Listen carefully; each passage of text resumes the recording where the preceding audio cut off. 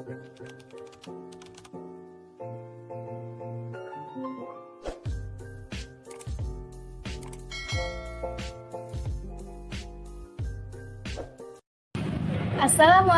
warahmatullahi wabarakatuh. Perkenalkan, nama saya Ayu Ramadhani Putri. Saya perwakilan dari kelas akan membacakan cerpen yang berjudul Surat Cinta yang berisi potongan senja karya Seno Ida Ajda. Alina tercinta, bersama surat ini kukirimkan padamu sepotong senja dengan angin, debur ombak, matahari terbenam dan cahaya keemasan.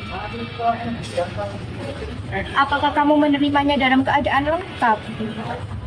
Seperti setiap senja di setiap lantai, tentu ada juga burung-burung, pasir yang basah, siluet batu karang, dan barangkali juga perahu lewat kejauhan. Maaf, aku tidak sempat menelitinya satu persatu. Mestinya ada juga lokan, batu yang berwarna-warni, dan bias cahaya cemerlang yang berkeratap pada buih bagaikan mimpi selalu saja membuat aku mengangankan segala hal yang paling mungkin kulakukan bersamamu.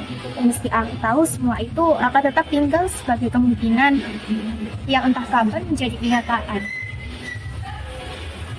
Kukirimkan sepotong senja ini untukmu, Alina, dalam amplop yang tertutup rapat dari jauh, karena aku ingin memberikan sesuatu yang lebih dari sekedar kata-kata. Sudah terlalu banyak kata-kata di dunia ini, Alina, dan kata-kata ternyata tidak mengubah apa-apa. Aku tidak akan menambah kata-kata yang sudah tak bahagia dalam sejarah kebudayaan manusia, Alina. Untuk apa? Kata-kata tidak ada gunanya dan selalu sia-sia. Dan pula siapakah yang masih sudi mendengarnya? Di dunia ini semua orang sibuk berkata-kata tanpa peduli apakah ada orang lain yang mendengar. Bahkan mereka juga tidak peduli dengan kata-katanya sendiri. Sebuah dunia yang sudah penuh dengan kata-kata tanpa makna. Kata-kata sudah luput dan tidak dikutipkan lagi. Setiap kata bisa diganti artinya dan setiap arti bisa diubah makna. Itulah dunia kita, Alina. Kukirimkan sepotong senja untuk Alina, bukan kata-kata cinta. Kukirimkan padamu sepotong senja yang lembut dengan langit merah-merahan, yang nyata, yang berlebih aja dalam keadaan yang sama. Seperti ketika aku mengambilnya saat matahari kemudian tenggelam ke balik cakrawala. Alina yang manis, Alina yang sendiri. Aku kan ceritakan padamu bagaimana aku mendapatkan senja itu untuknya. Setelah itu, aku duduk seorang diri di pantai, memandang dunia yang terdiri dari waktu, memandang bagaimana ruang dan waktu bersekutu, menjelmakan alam itu untuk mataku. Di tepi pantai, di tepi bumi, semesta adalah satuan warna kemasan, dan lautan adalah cairan logam meskipun bumi pada debit ombak yang menepas itu tetap saja putih seperti kanvas, dan langit tetap saja ungu, dan angin tetap saja lembab dan basah, dan pasir tetap saja hangat ketika kesusipkan ke dalamnya. Kemudian tiba-tiba senja dan cahaya gemetar. Keindahan berputar melawan waktu dan tiba-tiba aku teringat padamu. Barangkali senja ini bagus untuk pikirku. Maka kupotong senja itu sebelum terlambat, kerat pada 4 sisi lantas kemasukan ke dalam sabu. Dengan begitu keindahan itu bisa abadi dan aku bisa memberikannya untukmu. Setelah itu aku berjalan pulang dengan perasaan senang. Aku tahu kamu akan menyukainya karena aku tahu itulah senja yang selalu kamu bayangkan untuk kita.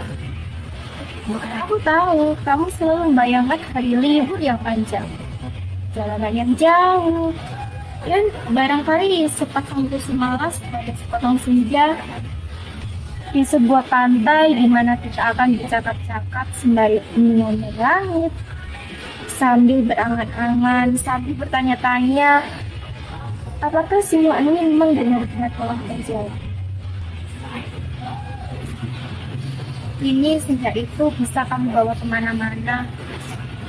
Ketika aku meninggalkan pantai itu, aku melihat orang-orang datang berbondong-bondong. Ternyata mereka menjadi gempar karena senja telah hilang. Melihat cakrawala itu berlubang sebesar kartu pos. Alina sayang, semua itu telah terjadi dan kejadiannya akan tetap seperti itu. Aku telah sampai ke mobil ketika di antara kerumunan itu, melihat seorang yang menunjukkan ke arahku. Dia yang mengambil senja itu. Saya lihat dia mengambil senja itu. Kulihat orang-orang melangkah ke arahku. Melihat gelagat itu, aku segera masuk mobil dan tancap gas. Catat nomornya. Catat nomornya. Aku melejit ke jalan raya, aku kebut mobil itu tanpa perasaan panik. Aku sudah berniat memberikan senja ini untukmu, dan hanya untukmu saja, Alina. Seorang pun boleh mengambilnya dariku. Cahaya senja yang keemasan itu berbinar-binar di dalam sapu. Aku merasa cemas, karena meskipun kaca mobilku gelap, tapi cahaya Sabila tentu cukup terang dilihat dari luar. Dan ternyata, cahaya senja itu memang menembus segenap cahaya dalam mobilku. Sehingga mobilku itu meluncur dengan nyala cemerlang ke aspal maupun ke angkasa. Dari radio yang gospel, aku tahu cerita tentang hilangnya senja telah tersebar kemana-mana. Dari televisi dalam mobil, bahkan dilihat potret itu sudah terpampang. Aduh, baru hilang foto senja saja sudah paniknya seperti itu. Apa tidak bisa menunggu sampai besok? Bagaimana kalau setiap orang mengambil senja untuk pacarnya masing-masing? Barangkali memang sudah waktunya dibuat senja tiruan yang bisa dijual di toko-toko, dikemas dalam kantong plastik dan dijual di kaki lima. Sudah waktunya senja diproduksi besar-besaran supaya bisa dijual anak-anak pedagang asongan di perempatan jalan. Senja-senja 1003. Di jalan tol, mobilku melaju masuk kota. Aku harus hati-hati karena semua orang mencariku. Sirine mobil polisi meraung-raung di mana-mana. Cahaya kota yang tetap gemilang tanpa senja membuat cahaya keemasan dari dalam mobilku tidak terlalu terarah. Lagi pula di kota, tidak semua orang peduli apakah senja hilang atau tidak. Di kota kehidupan berjalan tanpa waktu, tidak peduli pagi, siang, sore ataupun malam. Jadi tidak pernah penting senja itu ada ataupun hilang. Senja cuma penting untuk turis yang suka memotret-motret di matahari terbenam. Boleh jadi hanya demi alasan itulah senja yang membawa ini dicari-cari polisi.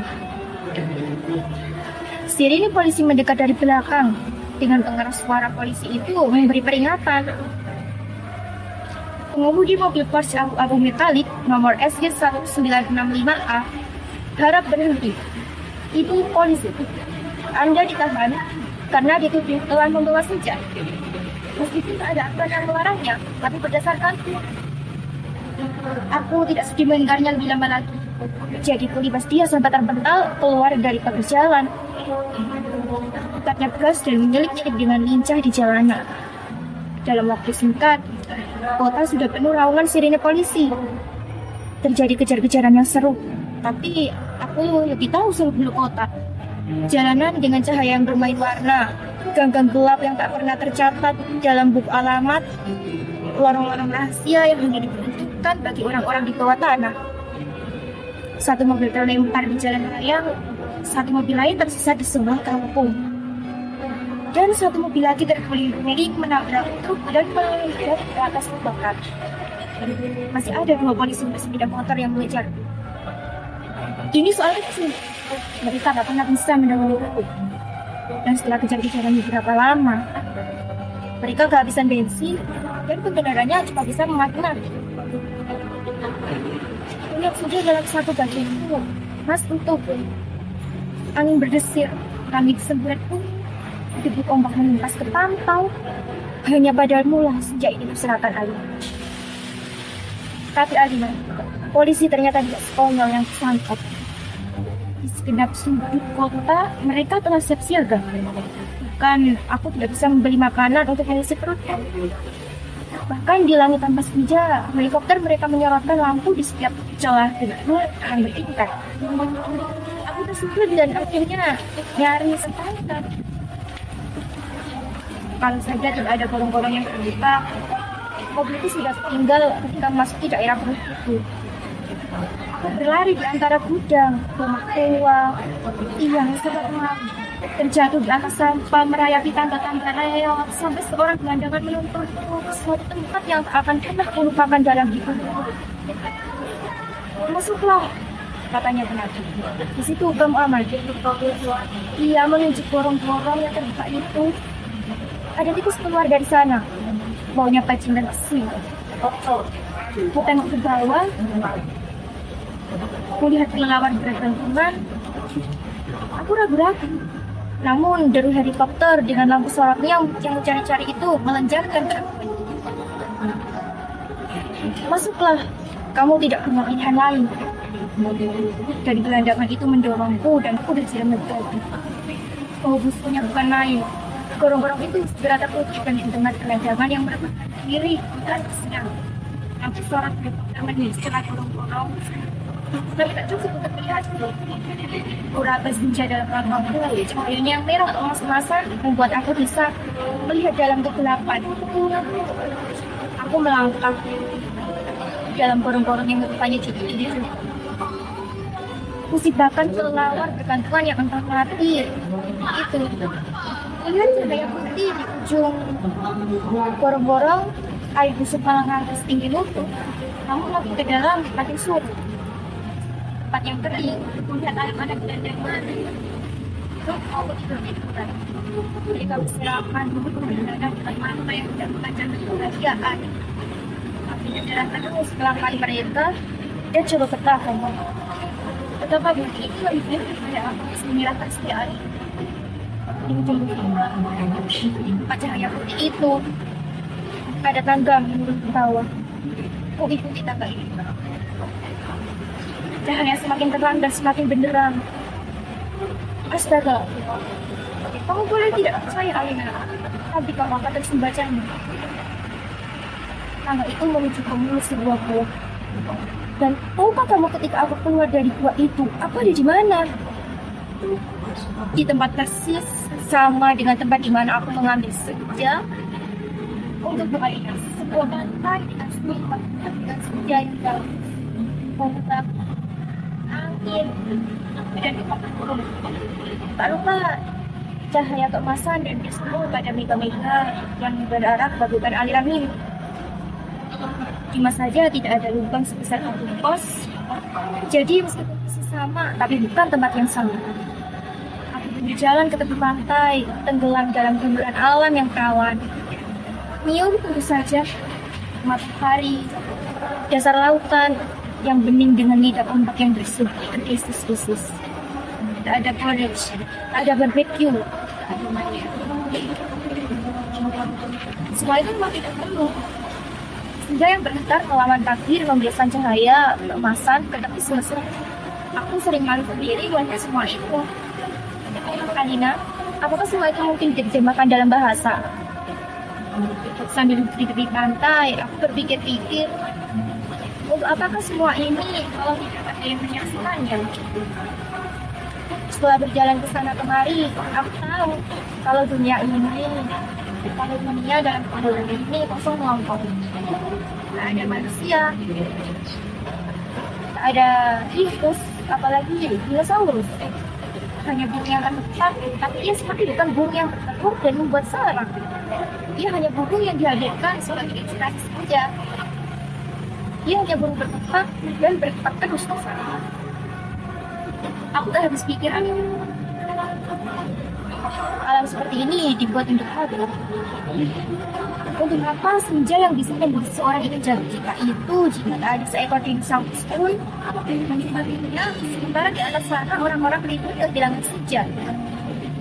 Jadi begitulah Alina, aku ambil juga senja itu. Bukan dengan dosa Swiss yang selalu dibawa. Banyak posisinya sehingga pada cakrawala itu tertutup sebesar kantong.